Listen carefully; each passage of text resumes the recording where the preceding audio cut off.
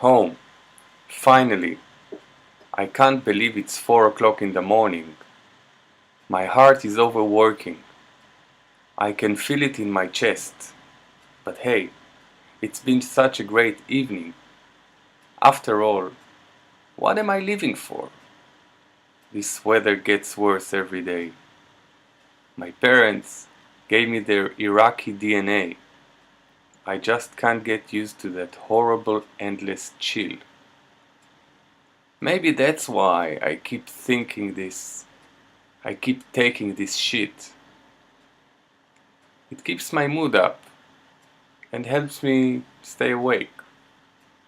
I must get prepared and sleep for a few hours, or else tomorrow's gonna be awful. I don't wanna shout at anybody anymore. I'm tired of explaining myself over and over again. My boyfriend, how dare he behave like that? No wonder I don't reply to his messages. Why can't he take the bloody tube and just come to the club? If he'd really want to see me, he'd go the extra mile, wouldn't he? I would if I were him, but what could you expect from a spoiled kid? He's hooked on Mary, sitting at its mom's kitchen, stuffing them pork pies down his throat. I swear I'll leave him. He must stop this childish way of living. It's pathetic. Well, nothing really changes, does it? Unless someone or something happens to force him to change, he'd suck on the bong forever.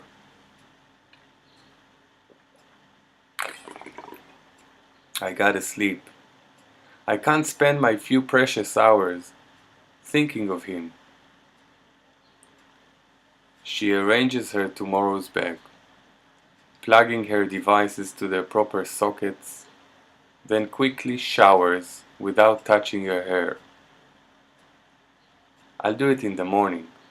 It smells of smoke, but there is no one here to smell it. He's such an asshole. He should have been here, in bed, with me. Clearing her nose at the bathroom sink, a dry little piece of blood finds its way to the upper shelf, getting stuck there with a bit of mucus. Oh shit, not again. Why is it happening? I thought it's well cut. Maybe I overdid it in the club. Oh, I can't be bothered with it now. I gotta sleep.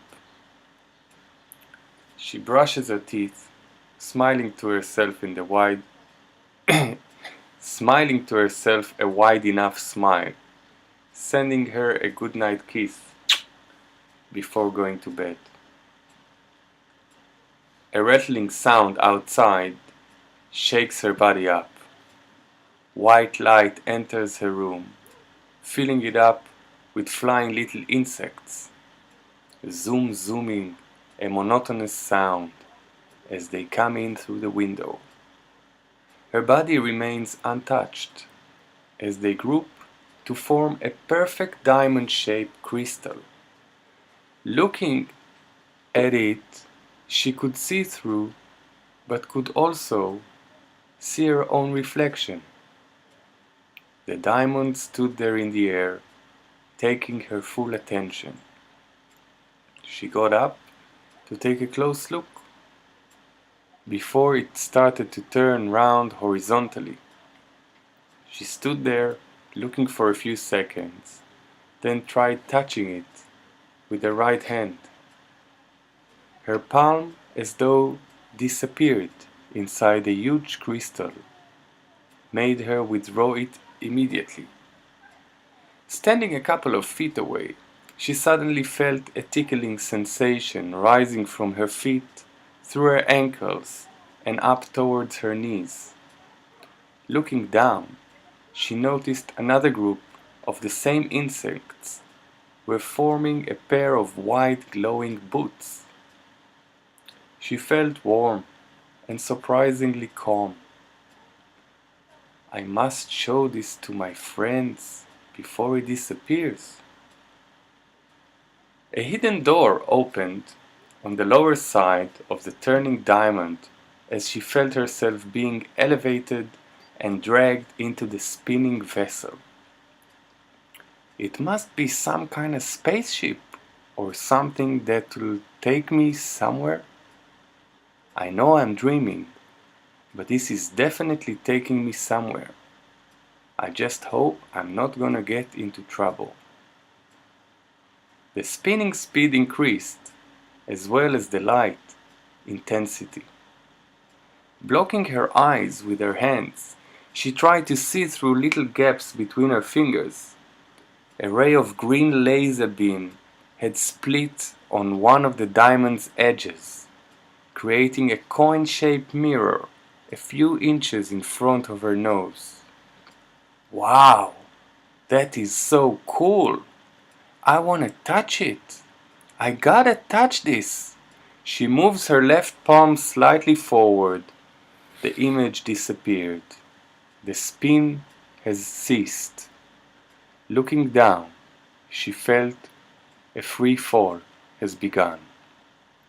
Her arms lifted up, her feet leading her nowhere.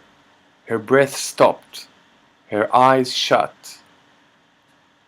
A fear took over her as she is falling faster and faster into a dark abyss. Slowly opening her eyes, she saw a green field of lettuce. The sky was gray without a single cloud. In the far end of the field, she noticed a bird flying. Looking carefully, she still couldn't determine whether it was flying towards or away from her.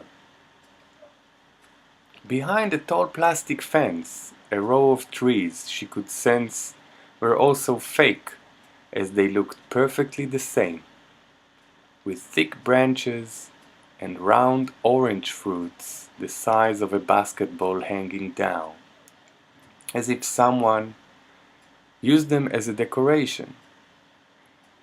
A green and brown snake came crawling out between two lettuce heads, erecting its body, circling her body, hissing quietly, Yaz, Yaz, Yaz.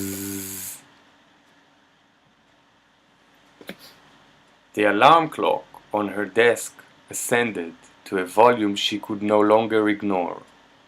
Opening her eyes, she quickly set herself in bed. What a fucking terrible alarm clock! She stands up, walking a few steps, taking the alarm clock, pressing the upper button, then looking at it. It's time to go. She opens the window, looking out through the clock as far as she can, throwing it out of the window. Hearing it smashing on the pavement, she imagined how she stops time and goes back to sleep without the worry of ever being late again. I gotta wash my hair. I smell like a fucking ashtray.